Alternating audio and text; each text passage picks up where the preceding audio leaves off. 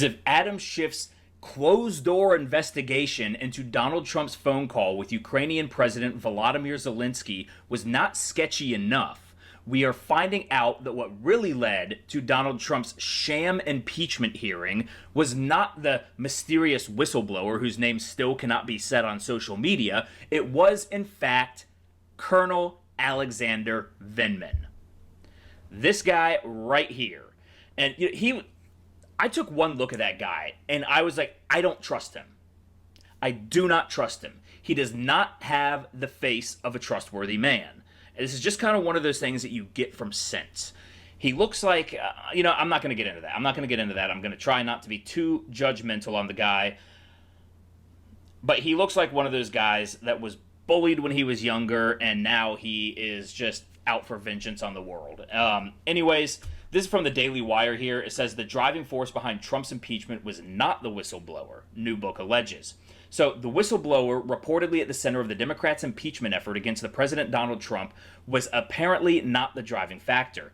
A new book from Byron York, Obsession, Inside the Washington Establishment's Never-Ending War on Trump, details how it was the National Security Council's Lieutenant Colonel Alexander Vindman behind the impeachment efforts, rather than the whistleblower who is not identified in the book. As Molly Hemingway wrote at The Federalist, the whistleblower was previously identified by Real Clear Investigations as a name that I cannot say on YouTube lest this video be deleted. So that will be for you guys. You can do your own research on that. Wink, wink. Who worked for the CIA. In fact, wrote that unnamed person was a diversion from allowing the American people to understand who was the actual instigator of the failed effort to oust President Donald Trump from office. This guy is a snake. So rather than being a witness who independently supported the claims of the whistleblower, the National Security Council's Lieutenant Colonel Alexander Vindman was the driving force behind the entire operation. He had a fall guy, essentially, according to the book's interviews with key figures in the impeachment probe and other evidence. The whistleblower's information came directly from Vindman, investigators determined. So Representative Lee Zeldin told New York that Vindman was the person on the call who went to the whistleblower after the call to give the whistleblower the information he needed to file the complaint. So that name we cannot mention was just some guy plucked out by Alexander Vindman who said, hey, will you file this complaint for me? So when we heard that the whistleblower did not even have first-hand knowledge of the phone call, now we know why. It was interesting because I believe there was some special law changed so that they could use second-hand testimony for this case. Correct me if I'm wrong. I know that law was changed with something. I believe it was this, though, so that they could accept second-hand knowledge or hearsay, which is typically not admissible in court. So a senior congressional aide also told New York, for all intents and purposes, Vindman is the whistleblower here, but he was able to get somebody else to do his dirty work for him. Now, like I said, I took one look at this guy and I was like, I don't trust him. He was kind of this like stodgy, pudgy, felt like he had a chip on his shoulder, felt like he had something to prove. And, when let's go back in time a little bit so that we get a little backstory on this. So this was from the Washington Examiner. Disgrace to all who have served. Conservative veterans decry Vindman after public impeachment testimony. So several high-profile right-leaning veterans slammed Lieutenant Colonel Alexander Vindman after his public impeachment hearing, including his decision to wear his official military uniform. Yeah, that was especially douchey. That he walked in there with his full dress. Again, he felt like he had something to prove. It felt like he thought he was above something. So he told the House Intelligence Committee on Tuesday that he found Trump's this is Alexander Vindman, told the House Intelligence Committee that he found Trump's July 25th phone call with Ukrainian President Volodymyr Zelensky inappropriate, echoing a whistleblower complaint that alleged the president improperly pressured Ukraine into investigating former Vice President Joe Biden. Well, now we know why it echoed the complaint. Because the complaint was coming through him, but he didn't have the balls to sack up and file the complaint himself. He's a little bitch. And you can look at him, you can tell he's a little bitch. Some were even questioning the Ukrainian refugees' loyalty to the United States. So Vindman isn't even an American. He is a Ukrainian dealing with. So, and that's what's even sketchier, because Donald Trump was looking in to democratic corruption in Ukraine, and Vindman was an Obama administration holdover. You gotta wonder whether this rabbit hole goes a little bit deeper, and whether Vindman had anything to do with some of the deals that happened between the Obama administration and the Ukraine. I'm talking about the $6.8 billion that was sent there as aid money, knowing full well that Ukraine is one of the most corrupt countries in the world, and that money was just going to be pilfered by the oligarchs there, likely getting money kicked back under the table to the Obama administration, or members of the Obama administration. Very, very sketchy deals. So you have to wonder, if he was a Ukrainian refugee, does he have contacts there that helped facilitate that? Was he covering his own ass in this whole thing? Maybe. Maybe. He did look like he was kind of sitting there sweating bullets throughout the whole thing. So Robert O'Neill, he says, I wish you wouldn't let. He says, I wish the left wouldn't use his uniform to make him a saint. He's an operative with an agenda, said Robert O'Neill. And Robert O'Neill was the Navy SEAL who claimed to and apparently killed Osama bin Laden. And that was replying to Donald Trump, saying, anyone listening to Vindman stammer through this, seemingly trying to remember the catchphrases he was coached on, should get that. He's a low-level partisan bureaucrat and nothing more. Yes, he was behind closed doors with Adam Schiff. Adam Schiff telling him what to say, being coached on this. This was an attempted coup to cover up Democrat corruption. So Mark Geist, who was one of the... my computer has frozen. Hold on, Mark Vindman, so let's see, my computer is still frozen, so let's hope it unfreezes, but I can still talk. So, Vindman is a disgrace to all who have served. Mark Geist, a Marine who fought in the Battle of Benghazi in 2012.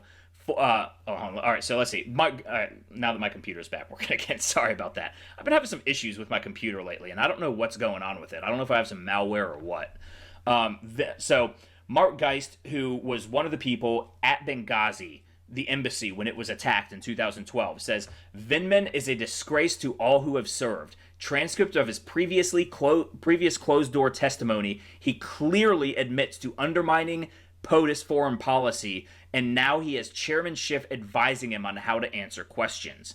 And it gets even worse. So during an exchange with Rep. Devin Nunes, Vindman asked the ranking member to address him by his military rank when the California Republican referred to him as Mr. Vindman, saying, it's Colonel Vindman. It's Lieutenant Colonel Vindman, please. And for those of you who think I don't have that video queued up, I absolutely do. So we can see this right here. And of course you see Adam Schiff here.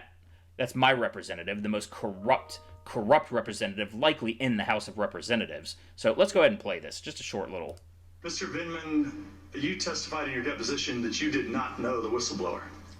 Ranking member, it's Lieutenant Colonel Vindman, please. Lieutenant Colonel Vindman. I mean, what a douche. I mean, just look at him. Look at that look on his face, how serious he is. I mean, he looks like one of those people that just wanted to be the center of attention. But he didn't necessarily want the blowback of being the whistleblower. So, and then we have Tim Kennedy here, who says, correcting a civilian about how to be addressed is a for sure way to make everyone in the military think you're a douchebag. Yeah. You don't even have to be in the military for people to think that makes you a douchebag. So going back to this Daily Wire article here.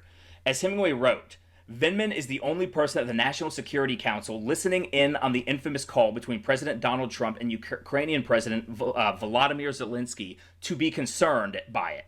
So nobody else thought it was a big deal. You kind of have to think that because he was an Obama holdover, that he was told to try to sniff out something they could get him on. And Vindman likely saw nothing for months, and then finally, as the whole Russiagate thing, the Robert Mueller testimony, was proving to be a complete dud because it was a conspiracy theory hoax to begin with, he was told, find something. This is me speculating here. This is me speculating, to be clear. Vindman immediately began talking about his identical twin brother, Lieutenant Colonel Yevgeny Vindman, who also worked at the NSC. The twins both got Tweedledee and Tweedledum here. The twins both complained to the NSC counsel, John Eisenberg. Both of them complained. Wow. These guys are real winners. Alex Vindman talked about it with his direct supervisor, Tim Morrison, who was also on the call, who Tim Morrison apparently didn't think it was a big deal because it wasn't a big deal. There was no quid pro quo. There was no, they were just talking statecraft. It was standard talk of statecraft. He talked about it with another NSC lawyer, Michael Ellis, who probably also told him to fuck off. Vindman testified that he talked to only two people outside the NSC. One was George Kent, a State Department official who dealt with the Ukraine, which the State Department, we have to understand, is the deep State Department.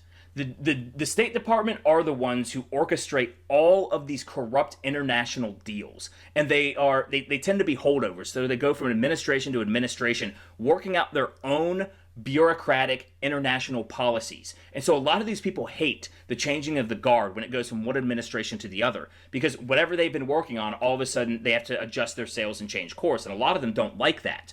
And so they undermine the president.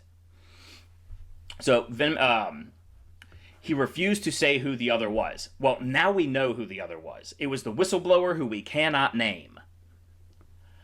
Both Vindman and Rep. Adam Schiff, who led the impeachment proceedings, strenuously resisted any attempt by investigators to discuss who the other individual was, admitting that it was only that it was a member of the intelligence community, the same nebulous descriptor used for the whistleblower. So, yeah, they basically, this was they wanted to make sure that nobody could get to the root of this, so that nobody could figure out what was going on, why they were investigating this. Because anybody with any kind of common sense was able to hear the charges against Trump and be like, and then they read the transcript. They weren't expecting Trump to release this transcript from the phone call. But Trump had nothing to hide, so he was like, here, read it all. And then they were screwed.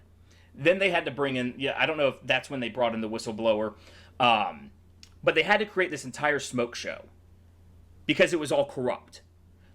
And Adam Schiff is one of the most corrupt, lying, leaking congressmen we have ever had. He should be removed from all of his board positions, all the councils that he sits on.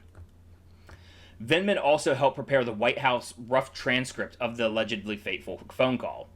In February, Trump began removing Obama administration holdovers from the National Security Council, including Vindman. Yeah, goodbye. See you later.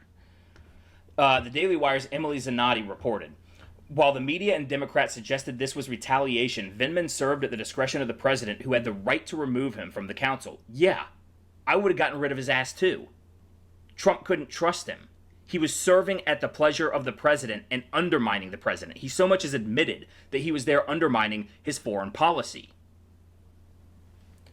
It didn't mean Vindman was fired. Vindman did, however, retire in July, claiming Trump was bullying him. Wow. Little bitch. What a little weasel. Vindman really is an absolute disgrace to the service and how he got to his position. Likely because he was willing to do things. He was probably a major kiss ass, for one. He just looks like somebody who was just a total brown noser. And his behavior, his mannerisms, the fact that he came to the hearing dressed in his traditional military uniform, you could tell this was somebody who needed the approval.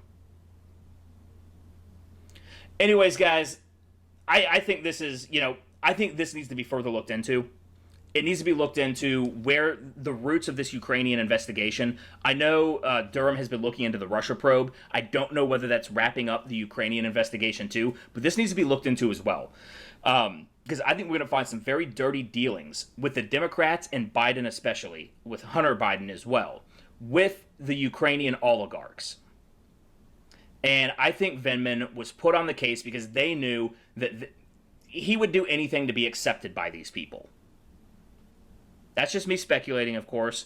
But anyways, guys, if you haven't already, hit the like button. Subscribe to the channel if you haven't already. Also, follow me on Facebook, Twitter, Instagram, and Parler at Ram Thorburn. And if you're interested in contributing to the channel, which would be greatly, greatly appreciated, there are links to my Subscribe Star, Patreon, and PayPal down in the description below. Anyways, guys, thank you for watching the video, and I hope you have a very wonderful day.